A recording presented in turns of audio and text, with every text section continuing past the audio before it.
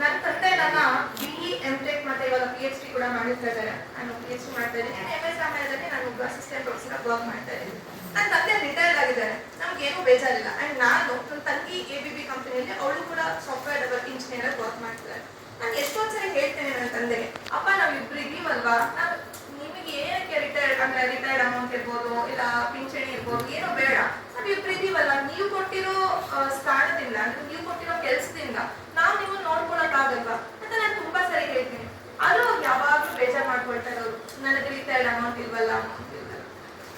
ಇವಾಗ ನಾವು ಇಬ್ರು ಹೆಣ್ಮಕ್ಳು ಮದ್ವೆ ಮಾಡ್ಬೇಕಂತ ಹೊರಟಾಗ ಸಂಬಂಧಗಳಲ್ಲಿ ಬಯೋಡೇಟಾ ಹೋದಾಗ ಲೆಕ್ಚರರ್ ಅಂತ ಹೋಗುತ್ತೆ. ಯೂಶಲಿ ಬಯೋಡೇಟಾದಲ್ಲಿ ಲೆಕ್ಚರರ್ ಅಂತ ಹೋಗುತ್ತೆ, ನಾನು ಅಸಿಸ್ಟೆಂಟ್ ಪ್ರೊಫೆಸರ್ ಅಂತ ಹೋಗುತ್ತೆ ಅಂತ. ಸೊ ಈ ತರ ಎಲ್ಲ ಅಂದಾಗ ಒಂದು ಹುಡುಗನ ಮನೆಯವ್ರಿಗೆ ಹೇಗ್ ಬರ್ತಾರೆ ಅಂದ್ರೆ, ಓ ಲೆಕ್ಚರರ್ ಅಂದ್ರೆ ಓ ಚೆನ್ನಾಗಿ ಮಾಡಿ ಇಟ್ಟಿರ್ತಾರೆ, ಓ ಒಂದ್ ಮನೆ ಕಟ್ಸಿರ್ತಾರೆ, ಅವ್ರ ಖರ್ಚು ದುಡ್ಡು ಇಟ್ಕೊಂಡಿರೋದು ಅಕೌಂಟ್ ಅಲ್ಲಿ, ಎಲ್ಲಾ ಒಂದು ಎಕ್ಸ್ಪೆಕ್ಟೇಷನ್ಸ್ ಇಟ್ಕೊಂಡು ನಮ್ಮ ಮನೆಗೆ ಬರ್ತಾರೆ. ಆವಾಗ ನಾವು ಇರೋ ವಿಷಯ ಹೇಳ್ತೀವಿ, ಇಲ್ಲ ನಾವಿರೋದು ಬಾಡಿಗೆ ಮನೆ, ನಮ್ಮ ತಂದೆಗೆ ರಿಟೈರ್ಡ್ ಆಗ್ತಾ ಇದೆ, ಸೊ ಆದ್ಮೇಲೆ ರಿಟೈರ್ಡ್ ಅಮೌಂಟ್ ಇಲ್ಲ, ನಾವಿಬ್ರು ಹೆಣ್ಮಕ್ಳಾಗಿರೋದ್ರಿಂದ ನಾವು ಅವ್ರನ್ನ ನೋಡ್ಕೋಬೇಕಾಗಿದೆ, ನಮ್ ಜವಾಬ್ದಾರಿ. ಅಂಡ್ ಅವ್ರ ತಂದೆ ತಾಯಿಗೂ ಅವ್ರು ನೋಡ್ಕೊಳ್ಳೋದು ಅವ್ರದ್ದು ಜವಾಬ್ದಾರಿ, ಅಂದ್ರೆ ಇಬ್ರು 4 ಜನ ನೋಡ್ಕೊಳ್ಳೋದು ನಮ್ಮ ಜವಾಬ್ದಾರಿ ಅಂತ ನಾನ್ ಮಾತಾಡ್ತೀನಿ. ಅವರು ಫಸ್ಟ್ ಮನೆ ಇಲ್ಲ ಏನೋ ಪ್ರಾಪರ್ಟಿ ಇಲ್ಲ ಇನ್ನೊಂದಿಲ್ಲ ಅಂದಾಗ ಅವ್ರಿಗೆ ಅಷ್ಟು ಬೇಜಾರಾಗುತ್ತೆ. ಆದ್ರೆ ಅವ್ರಿಗೆ ಅಷ್ಟು ಡಿಸಪಾಯಿಂಟ್ಮೆಂಟ್ ಆಗಲ್ಲ.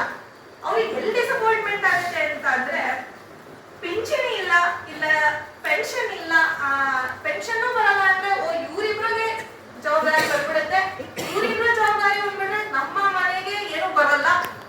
ಅಂಡ್ ನನ್ನ ಮಕ್ಳಿಗೂ ಜವಾಬ್ದಾರಿ ಬಂದ್ಬಿಡುತ್ತೆ. ಇಬ್ರು ಹೆಣ್ಮಕ್ಳಾಗಿರೋದ್ರಿಂದ ನನ್ನ ಗಂಡು ಮಕ್ಕಳು ಅವ್ರ ಮನೆಯಲ್ಲಿ ಹೋಗ್ಬಿಟ್ಟು ಸಹಾಯ ಮಾಡ್ಬೇಕಾಗುತ್ತೆ.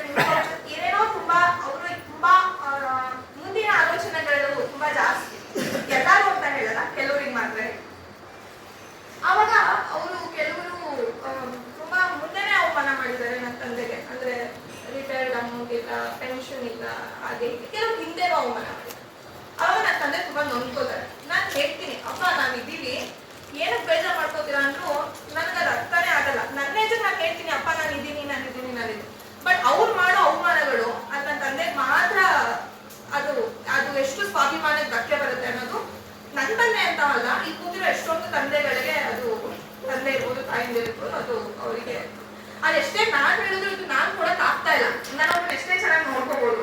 ಬಟ್ ಅವರು ಅವ್ರ ಸ್ವಾಭಿಮಾನದಿಂದ ಇಷ್ಟು 10 ಆಗ್ಲಿ 20 ಆಗ್ಲಿ 5,000 ಆಗ್ಲಿ ಅದು ಅವ್ರ ದುಡ್ಡು ಅಂತ ಅವ್ರ ಹತ್ರ ಇರುತ್ತಲ್ಲ, ಅದ್ರಲ್ಲಿ ಅವ್ರಿಗೆ ಸಿಗೋ ನೆಮ್ಮದಿ ಮೋಸ್ಟ್ಲಿ ನಾವು ಚೆನ್ನಾಗಿ ನೋಡ್ಕೊಂಡು ಅದು ಅವ್ರಿಗೆ ಸಿಗ್ತಾ ಇಲ್ಲ. ಸೊ ಅದನ್ನ ನಾನು ಏನ್ ಹೇಳ್ತೀನಿ ಅಂದ್ರೆ, ನನ್ನ ತಂದೆ ಅಂತ ಮಾತ್ರ ಅಲ್ಲ, ಇಲ್ಲಿ ಕೂತಿರೋ ಎಲ್ಲ ತಂದೆ ಇರ್ಬೋದು ತಾಯಿಂದ ಇರ್ಬೋದು, ಅವ್ರ ದುಡ್ಡು ಅಂತ